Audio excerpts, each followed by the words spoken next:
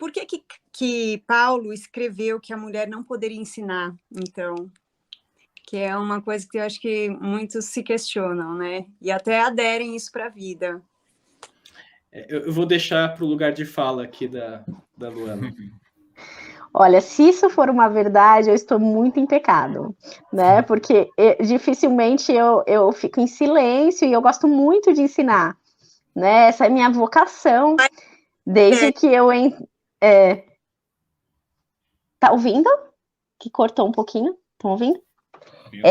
Então, desde que eu entrei na universidade, muitos dos meus colegas seguiriam na carreira não, na vocação, né? Na profissão, eu diria, pastoral. Então, mas eu nunca me vi como pastora, eu sempre quis atuar como leiga e como professora, docente. A minha função sempre foi ensinar. E quando eu leio um texto desse, como mulher, eu sinto um incômodo. Eu não vou dizer para você que para mim é tranquilo ler esse texto e dizer amém, como se eu estivesse lendo um salmo, né, de refrigério, uma oração bíblica. Não, eu falo assim, não, alguma coisa aqui está estranha, eu não consigo aceitar esse texto como um texto, como eu poderia dizer assim, crucial. Aí você vai dizer assim, aí a gente entra num outro problema, você pode pensar assim, então você faz seleção na Bíblia, você quer só o que convém, o que não convém, então, isso é muito fácil, né, porque tá lá na Bíblia, a pessoa adora falar que tá na Bíblia, né, porque tá na Bíblia que a mulher não pode falar, porque tá na Bíblia e tal. E mais uma vez, a gente tá aqui diante de uma ambiguidade, porque assim, inclusive eu até brinquei com o Cássio, eu falei, não aguento mais ler Timóteo, a palavra doutrina já tá me deixando irritada, porque toda hora a gente lia doutrina.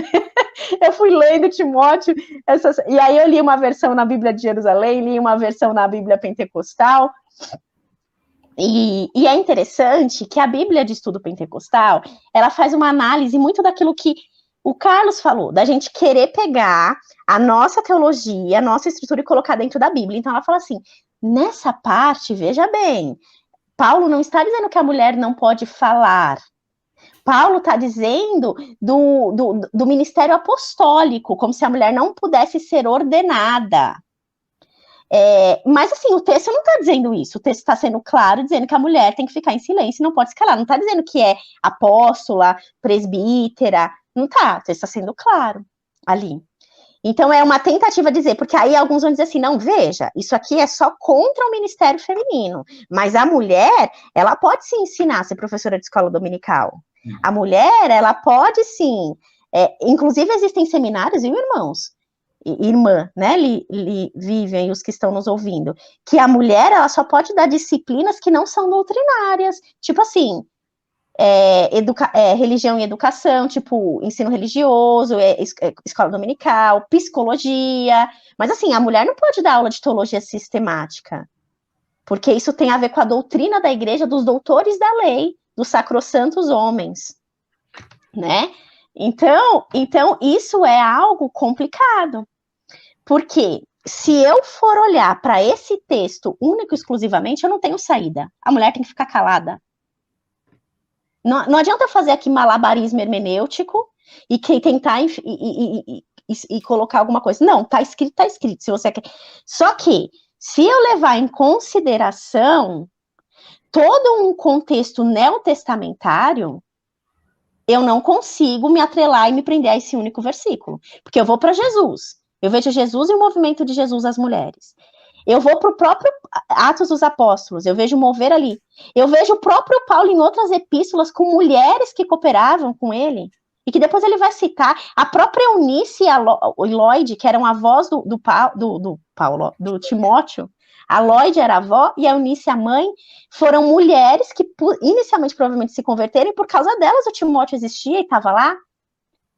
Então, assim, a parte judaica do Timóteo veio porque quem ensinava ele? A mãe dele, a avó dele, porque o pai era gentil. Então, assim, se eu for ficar presa nessa letra, eu vou oprimir e vou dizer, não, a mulher não pode ser ordenada, é um pecado a mulher ser ordenada, não existe ministério feminino, como ainda é muito recorrente no catolicismo, Até hoje, a gente tem muitos avanços dentro da teologia católica, muitos concílios que discutem temas, mas a questão da mulher ainda é extremamente medieval. Nós temos muitas questões dentro de igrejas, ainda que não ordenam mulheres, porque enxergam isso como um desrespeito à hierarquia e à ordem estabelecida por Deus, porque o lugar da mulher é o silêncio e é ficar quietinha. Não pode atuar como pastora, ela pode atuar nos bastidores, mas ela não tem direito de ensinar, ela não tem direito de ministrar a palavra, porque ela estaria irrompendo e sendo, como é que eu posso dizer assim, a ideia é assim, Deus, né, o cabeça, o homem como a parte principal e a mulher. Então, se a mulher se coloca como líder, ela estaria tomando o lugar, ela está invertendo a ordem. Isso gera uma instabilidade, uma espécie de uma rebelião, de uma transgressão. Então, muitos que não aceitam o ministério feminino vão vendo por isso. Como é que você pode ser pastoreada por uma mulher, sendo que a cabeça da mulher é o homem, e a cabeça do homem é Cristo? Então, você tem uma visão muito hierarquizada. Se você vai nessa linha, você vai ter fundamento e argumento para definir isso. Mas, como eu falei, a graça, ela inverte ordens. E isso não é só no Novo Testamento. A graça, desde o primogênito que tinha que ser primogênito, que não ganha primogenitura, é o rei Davi, que era o menor, que não tinha direito nenhum, que vai ser o rei. Então, a graça de Deus, ela vai dando spoilers ao longo de toda a Bíblia. Então, só não vê quem não quer. Aí vai de como a gente vai entender. E eu, graças a Deus, eu me libertei disso. Eu não acho que Jesus vai me condenar porque eu ensino, e nem se um dia eu resolver virar pastora, que eu não tenho essa pretensão, mas também se vier, não vejo isso como um pecado, não vejo isso como um problema.